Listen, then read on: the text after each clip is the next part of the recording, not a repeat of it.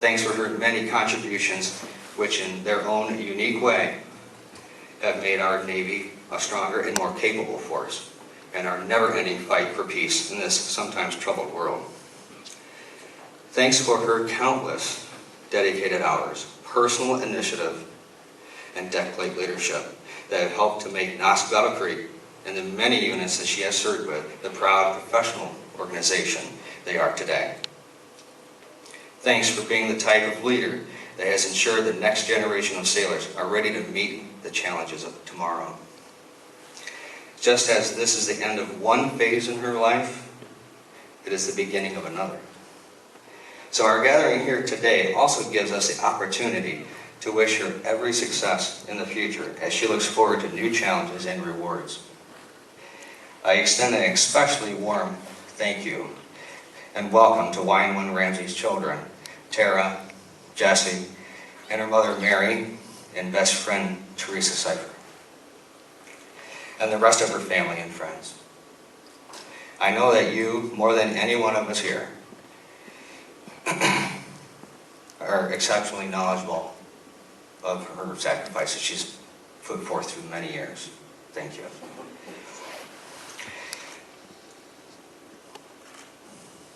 And I speak for the entire command that when I say how pleased we are to have you here today, thank you again. For our civilian guests, the retirement ceremony you're about to witness is a time-honored naval tradition. Piping ashore is a historical and traditional naval ceremony that began in the 1700s, with a ship's boatswain's mate manning the boatswain's pipe to control the actions of the sailors hoisting and manning the lines. Visiting officers were brought aboard in a basket from a small boat. Side boys were assigned to assist in the hoisting and to swing the basket aboard. The more senior officers were generally more stouter, normally required more side boys. These days, the piping ashore is reserved for both officers and enlisted men and women who have completed a career serving their country in the highest traditions of the naval service. There are no baskets involved in today's updated piping ashore ceremony. Now, the retiree passes by the side boys, who salute as the boatswain mate pipes him or her ashore. Traditionally, the retiree requests permission to go ashore for the last time, thus symbolizing the end of their naval career. It is these, along with several other traditions, that we will observe part of today's ceremony, to honor not only the sailor, but those who were essential to the success they experienced. Ladies and gentlemen, it gives me great pleasure to introduce our guest speaker for today's ceremony, Senior Chief Information Systems Technician, James Riggs.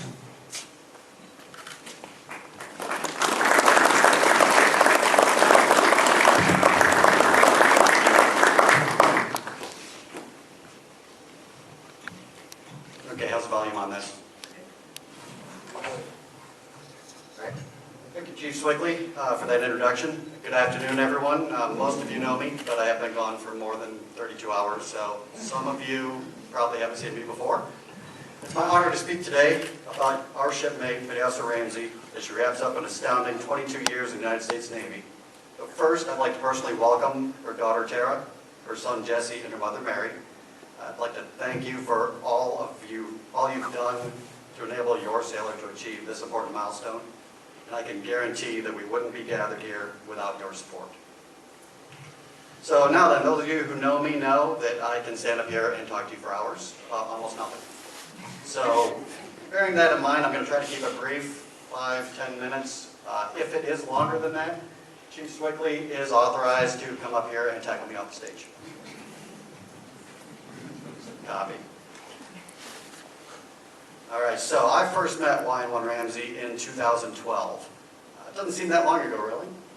7 years. Which was briefly assigned to the Operational Support Unit here at Battle Creek. And when I say briefly, it was brief. Now, y'all have to understand how absolutely thrilled I was at the time to have an actual yeoman in OSU. Back then, we had 120 sailors. We were writing evals every day. And she came in with just a go-get-it attitude and a lot of confidence, and geez, I was looking forward to having my own yeoman to help me out with all that stuff. That lasted through induct. And then we blinked and she was in yoga. So they got to have the joy of having their very own yeoman. So, as you know, historically speaking, OSUs don't get yeomen, but we enjoyed you while you were there. In 2013, she deployed to Guantanamo for 18 months. So she returned in late 2014. At that time, she and I had a discussion, and it was my privilege to become YN1's mentor. I was consistently impressed by her drive and ability, both as a leader and as a subject matter expert. And for those of you who may not be aware of how the Navy works on instructions and procedures, a lot of instructions and procedures. And her job as a yeoman is to know what those instructions are and how to kind of bend them to her will in the furtherance of the Navy's mission and that of the command. And of course, always take care of the sailors. She excelled in that. So, well, like I just said, perhaps the most important skill is the ability to find the information they need in a sea of cluttered instructions. So she got so good at deciphering those instructions that she was able to convince Navy Personnel Command that her time in service counter, which is kind of the length, well, total you've been in service, both in and out, that they use to compute how long you can stay in, she convinced Personnel Command that they were wrong and made them change it. So she got a couple more years of pay in the Navy Reserve out of that, and that, for those who don't know, is an impressive feat to get Personnel Command to admit an error. So, for her contributions to her unit as leading petty officer, the First Class Petty Officers Association, CPO 365, and Sailor 360 are well documented and resulted in her selection as the Nosk Battle Creek Sailor of the Year for 2017. So that's all well and good. And that is YN1, since I've known her in 2012. So, I'd like to go back a little bit to the beginning of YN1's career. And I don't know how many of you have programs. Looks like we need, all right, a couple out there. So I was reading through the program, and it struck me that YN1 has been in the Navy for a minute. Joined in 1983. 3 iterations of Navy service. The first one was 83 in Hawaii, in AIMD. So, she used to be an Airedale. She was an aviation machinist mate. As you can see from bio, she was an Airedale from 83 to 87, and again, from 90 to 99. Now, I'm also a former Airedale.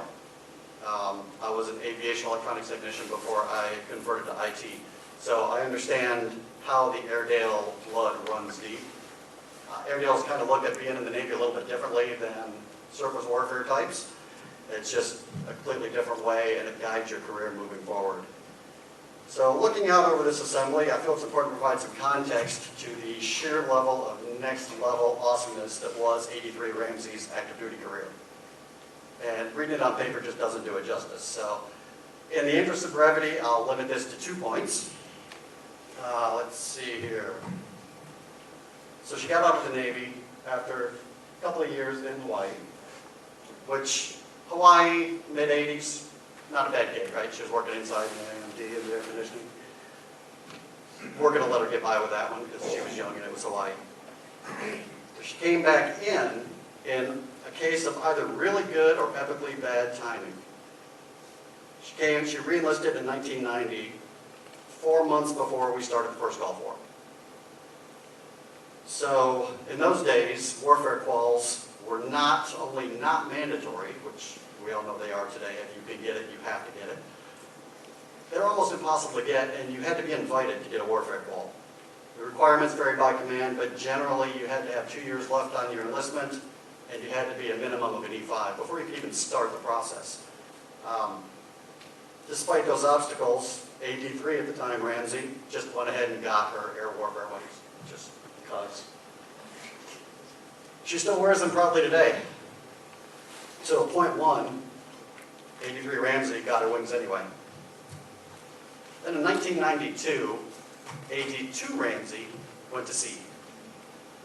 Now, the first thing to understand about that is that until the Defense Authorization Act was signed in 1993, women could not serve on combatant vessels.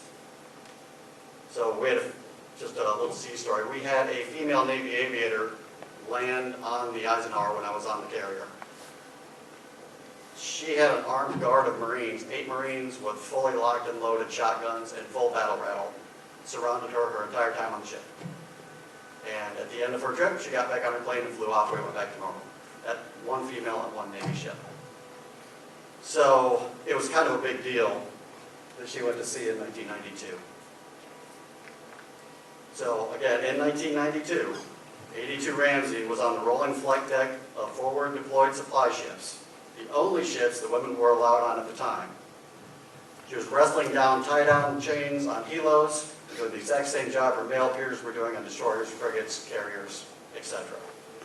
So my second point of the sheer awesomeness of her career is in 1992, 82 found a way to go to sea in a time of war, in a combat theater, when she was barred on serving in a combat ship and earned 2 Southwest Asia Service Medals and a Kuwait Liberation Medal.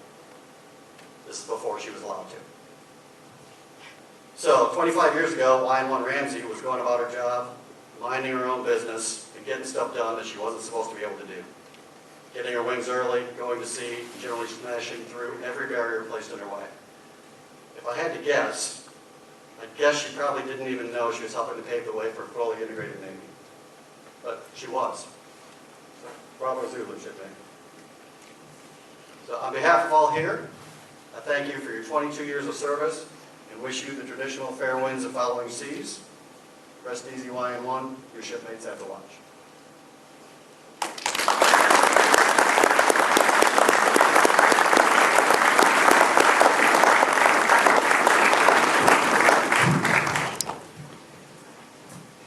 Thank you, Senior Chief Riggs.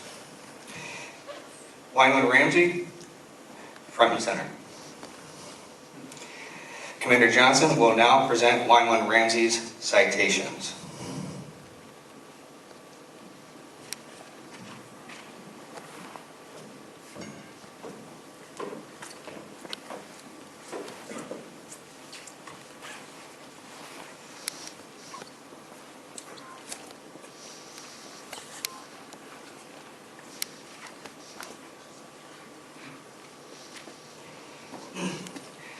April 30th, 2019. To Petty Officer First Class Diane F. Ramsey, United States Navy Reserve.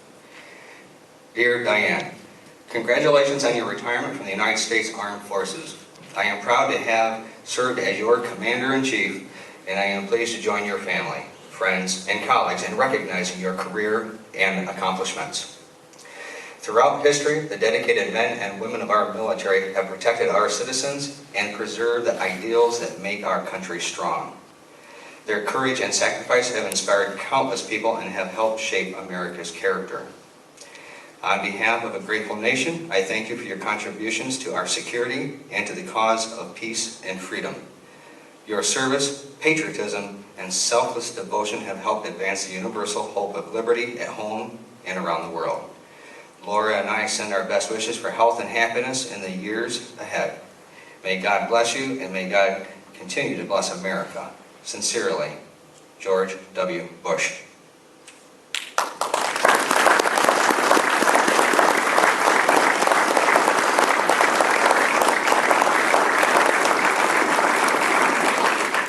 YN1 Ramsey also has letters from President Clinton and President Carter. A fine sword, a brace of pistols, a rifle or musket, maybe a shadow box or sea chest of fine wood and bound in brass, was presented to remind the retiree of crews and ships he or she had served with. YN1 Ramsey will now be presented with a shadow box on behalf of the First Class Petty Officers Association.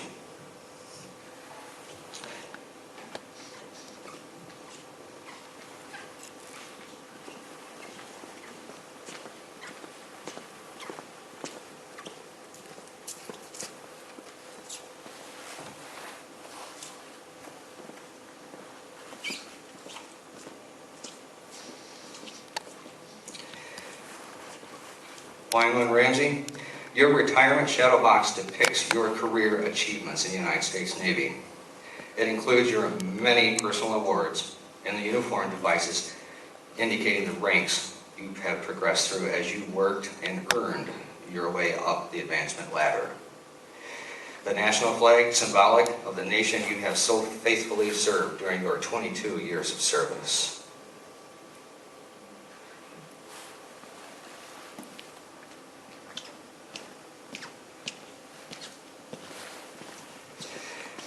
The flag you're about to present was flown over the United States Navy Memorial on March 24th, 2019. YN1 Ramsey will now be presented with the United States flag. Flag detail, post.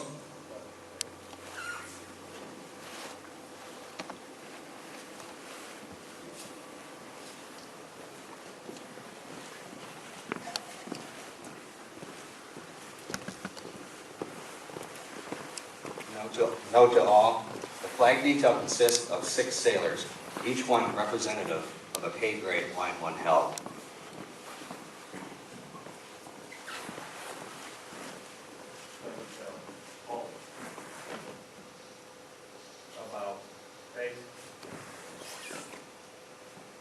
Mass Battle Creek, attention. I am the flag of the United States of America. My name is Old Glory. I fly atop the world's tallest buildings. I stand watch in America's halls of justice. I fly majestically over great institutions of learning. I stand guard with the greatest military power in the world. Look up and see me. I stand for peace, honor, truth, and justice. I stand for freedom. I am confident. I am arrogant. I am proud. When I am flown with my fellow banners, my head is held a little higher, my colors a little truer. I bow to no one. I am recognized all over the world. I am worshipped. I am saluted. I am respected. I am revered. I am loved. I am feared. For more than 200 years, I have fought in every battle of every war. Gettysburg, Shiloh, Appomattox, San Juan Hill, the trenches of France, the Argentine Forest, Anzio, Rome, the beaches of Normandy, the jungles of Guam, Okinawa, Tarawa, Korea, Vietnam, and in the heat of the Persian Gulf and a score of other places. Long forgotten by all, but those who were there with me, I was there. I led my sailors and Marines. I followed them. I watched over them. They loved me. I was on a small hill on Iwo Jima. I was dirty, battle-torn, and tired, but my sailors and Marines cheered me. I was proud. I have been soiled, burned, torn, and trampled on in streets of countries that I have helped to set free. It does not hurt me, for I am invincible. I have been soiled, burned, torn, and trampled on in the streets of my own country. And when it's done by those whom I have served with in battle, it hurts. But I shall overcome, for I am strong. I have slipped the surely bounds of earth, and from my vantage point on the moon, I stand watch over the new frontiers of space. I have been the silent witness to all of America's finest hours. But my finest hour comes when I am torn into strips to be used as bandages for my wounded comrades on the battlefield. When I fly half-mast to honor my sailors and Marines, and when I lie in the trembling arms of a grieving mother at the graveside of her fallen son or daughter, I am proud. My name is Old Glory. Long may I wave, dear God. Long may I wave.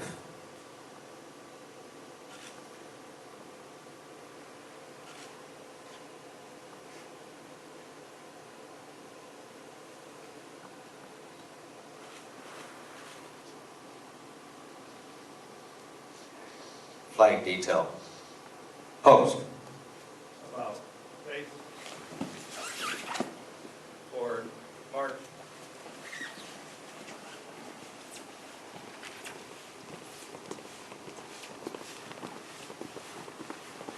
Battle Creek at ease, and please be seated.